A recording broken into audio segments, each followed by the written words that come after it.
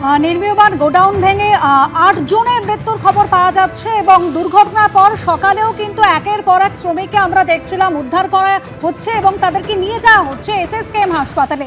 যারা আহত হয়েছেন গতকাল থেকেই কিন্তু তাদের এসএসকেএম হাসপাতালে নিয়ে যাওয়া হচ্ছে। সন্দীপ সরকার আমাদের প্রতিনিধি রয়েছেন আমাদের সঙ্গে। সন্দীপ,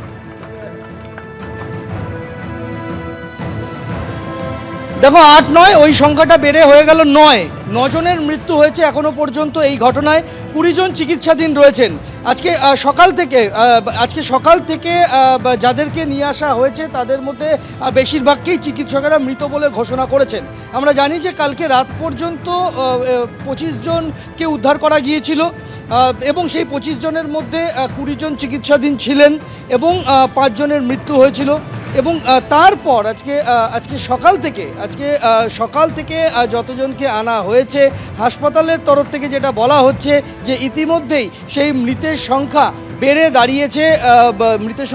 দাঁড়িয়েছে ৯ জন।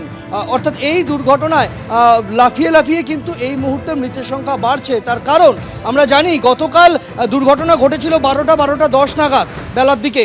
তারপর থেকে একটা গোটা দিন প্রায় কাটতে চলেছে। যত সময় গড়াচ্ছে তত মানুষজন ওই ধ্বংসস্তূপের নিচে যারা চাপা পড়ে রয়েছেন তাদের বেঁচে থাকার সম্ভাবনা ক্রমশ ক্ষীণ হচ্ছে।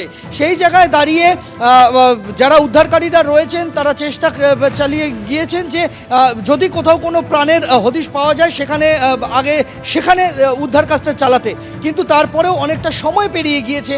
তার মধ্যেও চেষ্টা করা হয়েছে যে যেখান থেকে মানুষজন সাড়া দিচ্ছেন সেখানে অক্সিজেন পৌঁছে দেওয়া, জলের বোতল পৌঁছে দেওয়া, কিন্তু সব জায়গায় রিচ তারা পৌঁছাতে পারেননি।